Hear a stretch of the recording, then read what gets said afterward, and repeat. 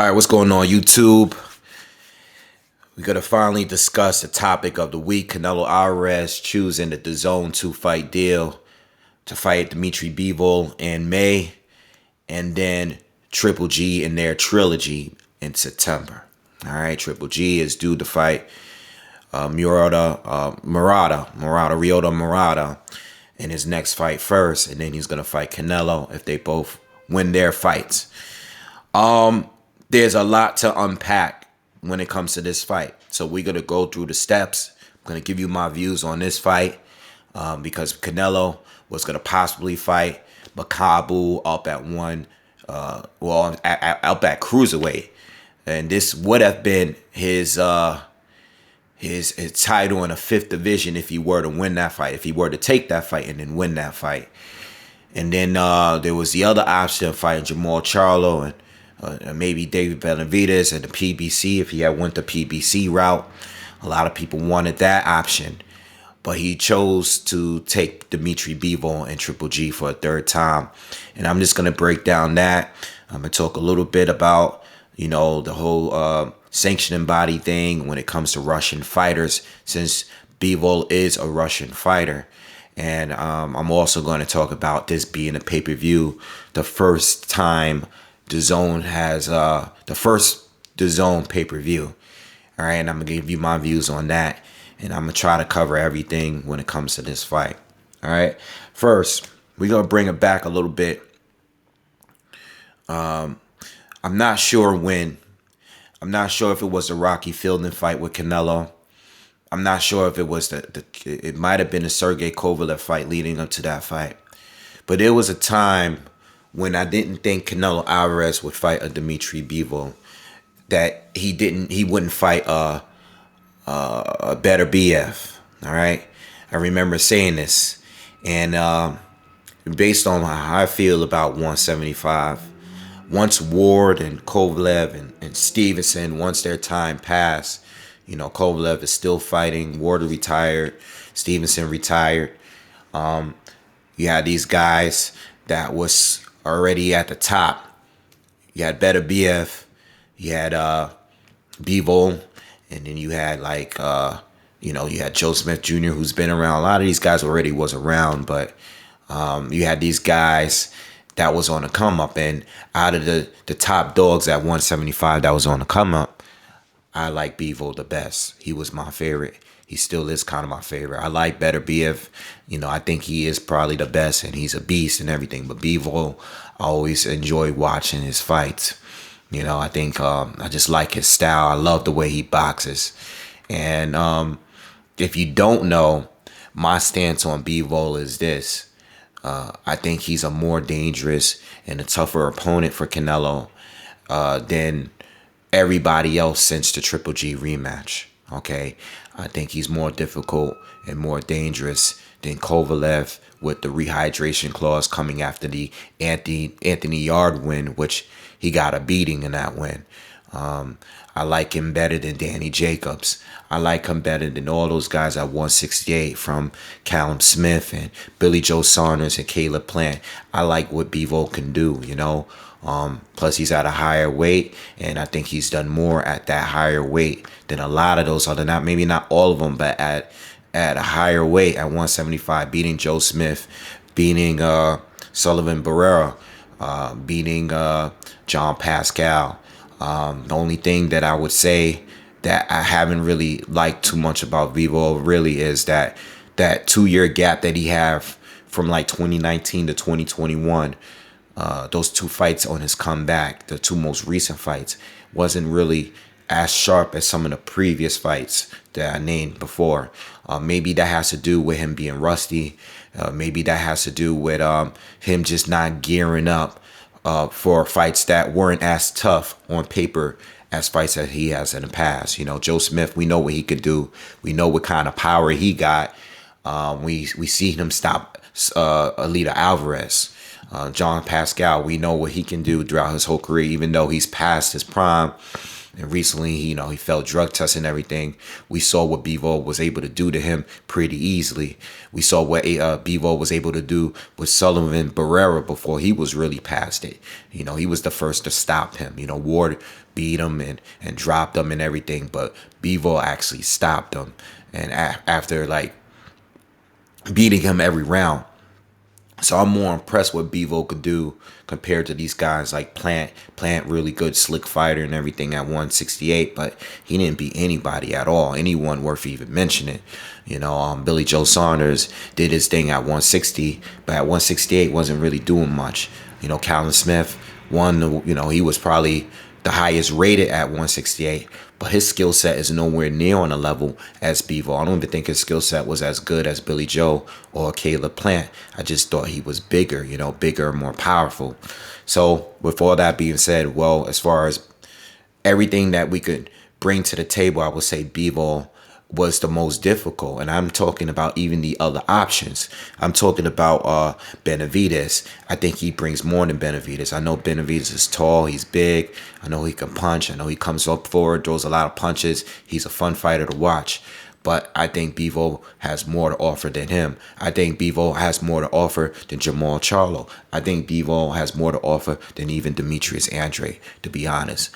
Bivol is one of the best guys that he can fight from 160 to 175. I say Bivol. I say Beterbiev, probably the most difficult, just based on the eye test. All right. Now, the thing is, when it comes to Jermall Charlo, if you don't know, and it goes for him and Andre, both the same. When it comes to those two, when they were all at 154, right? When they were there, 154, Andre was beating Vanes Martirosyan, who was undefeated, who was a top dog at 154 at that time. I know he's like nothing to y'all now, but at that time, he was a top dog at 154. Gave a lot of problems to a lot of fighters, had questionable losses. I thought Andrade, I thought Jermall had what it takes to beat Canelo. I probably would have leaned toward them if they had fought at 154. But this is the thing about Canelo. Canelo has developed those fights that he has, those losses and those tough fights that he had with Floyd, with Lara, with a Triple G twice. Those fights made him a better fighter, because he kept growing as far as the opposition that he was facing. Unlike the other two, unlike most of these guys at 154 through 175. This guy here was fighting better fighters as he kept getting older, and he became a better fighter, and we started seeing more things. When we saw him being a good counter puncher until he met Floyd. Then when he met Floyd, he got out countered by the master, but he developed from that fight. He became a better fighter, a better counter puncher. Then he fought Triple G, which I think, in my opinion, it really made him be that guy where I'm going to stand my ground. I'm going to bang with you toe to toe. I'm going to walk. You're not going to walk me down. I'm going to make you go backwards. And there was points in that Triple G rematch where he was doing that. Not in the first fight where I think he clearly lost. I think Canelo clearly lost the first one and he got a gift. But the second fight, it was a totally different fight, And even though I still lean towards Triple G in a rematch, I think it could go either way. I think Canelo won it the first time I saw it. I thought Triple G won it the second time I saw it. I haven't watched it in a while, but that's a fight that can go either way. No robbery or anything like that in that rematch. So with all that being said, Canelo had developed over the years and kept fighting better fighters, and it kept making him better. I can't say that for Jermall Charlo. I can't say that for Demetrius Andrade, because Jermall, his biggest moment to me is when he KO'd J-Rock. I thought that was a big win at that time, because J-Rock, he was in his prime, and he was just so quick, and he was just so sharp. And you saw that in the rounds where he didn't get dropped, that he was kind of beating Charlo to the punch a little bit, but then he got caught. And I think that was a great moment for Charlo. But when he moved to 160, I just wasn't really seeing it. I didn't see the growth. He fought Deverenchenko, and I think that was his best win at 160. But I didn't really I didn't really see any development as far as his fights, you know. Plus, Deverenchenko was coming off of a beating to Triple G, where he took a lot of punishment. Thought he possibly won that fight, but he took a lot of punishment, a hell of a lot of punishment in that fight against Triple G, you know. So, and then he had lost to Daniel Jacobs as well. So, with all that being said, you know, Charlo beat him, and I thought that was a mess, you know, the best performance. But overall, at 160, just haven't really got those big wins. And then Andre has looked impressive, but it's the level of opposition that he's faced. And I don't blame him for most of it, because most of these guys don't want to fight him. But I'm not seeing any development with him, because he's just fighting guys on the same level, straight through, straight across. And Canelo is just advancing. You know, he's going up to the bigger divisions and beating better fighters. You know what I'm saying? So Bivol, to me, is a challenge for him. It's a challenge, and I think it is the best fight. I wanted Jamal. I wanted Andrade. I want Benavidez. I wanted all of these fights too. These were all good fights. I told y'all I was good with whatever Canelo decided to do. You know, going up to 168 and being all the champions, I was good with whatever he decided to do. If it's going to be a PBC thing, I was cool with that. If he was going to do the zone, I was cool with that. If you had went up to one or to cruiserweight and fought Makabu, I was cool with that too. Makabu, big dude, big guy. But I think the only thing in that fight is size alone. You know, I don't think Makabu on a skill set is better than some of these other guys in the lower division. You know, I don't think Makabu is more dangerous than Better BF. You know, I don't think he's more skilled than Bivol. I just think he's big. You know, he's a big guy. So I understand the danger in that fight. There is a danger there, but it wasn't my personal favorite. My personal favorite, as far as all around, I would probably say a Better BF or a Bivol. To me, those two. I think those are the top two. You know, and now as far as Triple G in the trilogy, I think Triple G, regardless of, and I don't think Triple G is going to win this fight, because Triple G hasn't really been that active, and he's old, he's 40. I don't think he is going to win this fight. You know, he didn't, you know, you did the best in the first. It was a great effort in the second, but it's been a few years now, and, you know, I haven't seen anything from Triple G that would make me believe that he's gonna win. Now, based on his performance on the first two, based on the fact that I think he got robbed in the first fight, I think he's owed the fight with Canelo. You know, I think he's owed an opportunity, but I don't think his chances of actually winning it, I don't think they're any bigger than anybody else right now, because of his age and his inactivity. So, again, I'm cool with all options, because Canelo has been consistent, and he's been the most consistent. You know, he's not my favorite fighter. I don't think he won all of his fights, but he's the most consistent boxer. That's why I have him as pound for pound #1, because he's the most consistent, and he's fighting the best opposition with every single fight, in my opinion. All right. So, and also, plus his skill set is up there. I don't think he's the best boxer.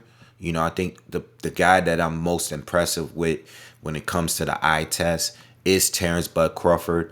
But I think Canelo is probably a close second, in my opinion.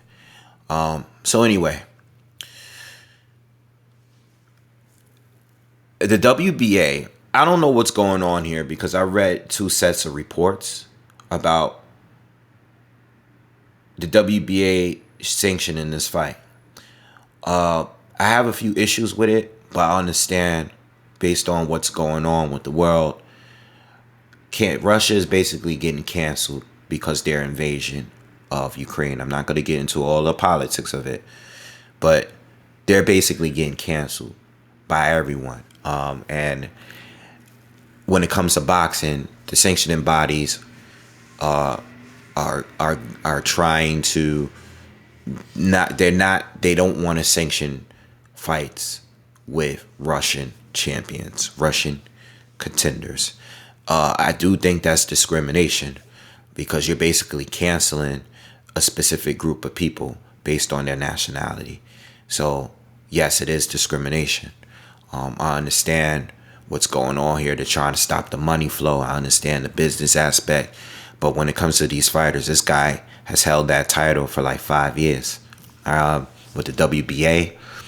And he's defended the title. He won it. He's defended it. He's paid his fees. He's paid his dues.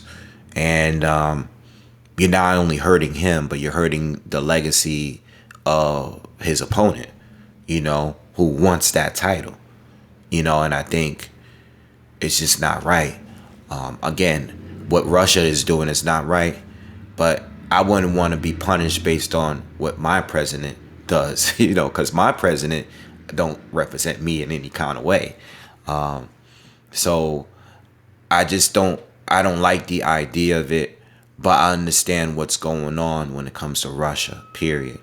I just don't think, Bivol had an interview after the press conference, and he was basically saying like he just wants peace. He has friends that's in Ukraine, people that's close to him from the Ukraine, and that goes with people that's from the Ukraine, or the Ukrainian people out there, or the Russian people out there.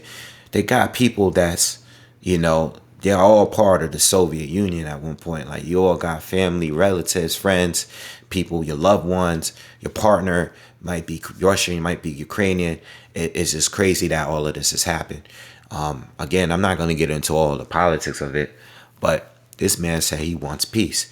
And even if he says that he supports Russia, I just don't, and what's going on, I don't think that would be a good look to say that, but I'm not, I'm against cancel culture. Like, I'm against the people being forced to be silenced because of their views. I actually like when people are able to say how they feel without having to be canceled, because I want people to be real. I don't want people to pander. I'm totally against pandering. So I think overall, this whole situation is this kind of messed up situation. I believe the WBA is probably going to go forward and sanction this fight, but I don't know how this is going to work with future fighters from Russia and sanctioned fights. I think it's just going to mess up the flow, especially with the top fighters. You got better BF, who's Russian as well, and he's a unified champ. What's going to happen with him and when he fights Joe Smith? Because what I would like to see is if Canelo and Bivol fight, and when they fight, the winner fights the winner of Joe Smith and better BF, so we could get like a undisputed fight. That would be a great thing, when it comes to undisputed, I've always wanted undisputed in every division. That's just my stance on it, and that's always gonna be my stance. I want great fights too. I want great fights. I want great matchups. So certain fights are definitely gonna even trump undisputed. But at the same time, undisputed, it just shows who's the top dog in the division, and I think not sanctioning fights with Russian fighters, it's not right, man. These guys are not in control what Putin does, I'm sure you guys gotta have a different view on it. Some of you may have, but that's just the way I see it, So moving forward, let's talk about DAZN and this fight being a pay-per-view. This is gonna be the first pay-per-view on DAZN. I've made videos about DAZN and ESPN Plus and PBC Showtime. I subscribe to all of these platforms. I've been paying monthly for years. I've been paying for DAZN since day one, when it was just $10. I paid the $120 a year thing, and it's slowly going up. And I said to you guys, and I've said to you guys countless times and countless videos, when it comes to promoters, networks, guys that go hard with defending these networks and promoters, there's going to be a time where the promoter that you defend is going to do the same exact thing as a promoter or a network that you criticize. So if you're one of those guys just targeting PBC, and if you're targeting ESPN, or you're targeting Bob and not Eddie, or Eddie and not Bob, and listen, there's going to be a point. You got to remember that these guys are businessmen. And there's going to be a point where these platforms are going to do the very same thing that you're criticizing somebody else for. This is why I don't go and spend countless hours and put countless amounts of content out there bashing just promoters and networks for doing something, because I know that the next one over is going to do the same thing once the opportunity comes. The way I view it is, and I know it's Canelo. I know it's Canelo. If anyone deserves to be on pay-per-view, it's Canelo Alvarez. I mean, he is the biggest cash cow in boxing. You know, anybody that can sell 70 million seats in Texas deserves to be a pay-per-view star. So I get it. You know, I've paid pay-per-views for Tank and Luis Ortiz and all of these other guys that I don't think fights should be on pay-per-view, you know. But at the end of the day, when it comes to DAZN, they marketed themselves as not being a pay-per-view platform. They marketed themselves by saying pay-per-view is dead. So I see why the criticism is there. But this is because they're trying to put their foot in the door. They're coming from a different angle. We're not going to do what everybody else is doing, you know, and they're trying to bring in subscribers, new viewers. So they're going to say and do whatever they have to do in order to get you in. Once you're in now they can raise the price from $10 to $20 a month. They might even raise it again at some point. Or they can do, you know, they can ask more for the or they can start having pay-per-views like they're going to do with this fight. There are going to be more pay-per-views, not just with Canelo, but probably with Anthony Joshua. These guys that are making millions and millions and millions of dollars, how are they going to keep it going without charging a pay-per-view? You know, because they got to pay these fighters that want millions and millions of dollars. These fighters are expensive. So I am not surprised that this has happened. I think it is disappointing as a fan, as a consumer, because now I have to pay up more money in order to watch these fights. And I don't even usually get the fights that I want. So in that sense, I'm disappointed. But as far as from a business standpoint, I understand, because they're all doing it. They're all doing it. You know, they're all doing it. And it's just that with Canelo, at least with him, he's giving me quality fights. So it's a little bit more, it makes a little bit more sense when it comes to him in this situation. You know, Triple G and Canelo, I think both fights were pay-per-view. You know, so if he's going to fight Triple G for a third time, I would expect it to be a pay-per-view as well. You know, I think certain fights shouldn't be pay-per-view. I don't think Keith Thurman versus Mario Barrios should have been a pay-per-view, you know, at all. And I think that certain fights that are pay-per-view should be cheaper. They shouldn't be $80, you know. Cut it in half. Give us $40. You know, you're going to give Thurman and Barrios. If you're going to give Luis Ortiz against Charles Martin, cut it in half. Give us $40. Give us $30, you know, like Sky Sports do all the time. You know, so I don't think all of these fights should have an $80 price tag to them. All right. But pay-per-views, this just proves that pay-per-views are not going anywhere. You know, I know there was times that even on my channel where I try to boycott pay-per-views, but it's not going anywhere, you know, because at the end of the day, these guys know that most of these fans are going to stream the fights anyway, but the ones that don't, they're going to actually pay, and they're going to make more money from these pay-per-views, you know, and it's nothing we could do. DAZN needed to bring people in. And now it's time to say, all right, we got to charge an additional fee to watch this fight. And I'm not surprised at all. And there's going to be more to come. It's going to definitely be more to come, you know, especially with guys like Canelo, AJ, and whatever. All right. So I love this fight. Expect a breakdown soon. But I love it, you know, and I think I covered all areas, you know, except the breakdown. I love the fight, man, and I think Bivol and all of the WBA not sanctioning the fight, and you know, I think overall it should give him even more motivation to come in ready. You know, like I said, I wasn't really impressed with his last two performances. But I think anyone that fights Canelo is going to show up at their very best. You know, Bivol is not the biggest guy at 175. He's actually pretty small. He said that he could make 168. I believe him. He's not a big guy at 175. This is not a fight about size, really. This is a fight about skill, you know. And we will get to see how durable Bivol is. Anyway, make sure you guys subscribe. I'm out of here. Peace.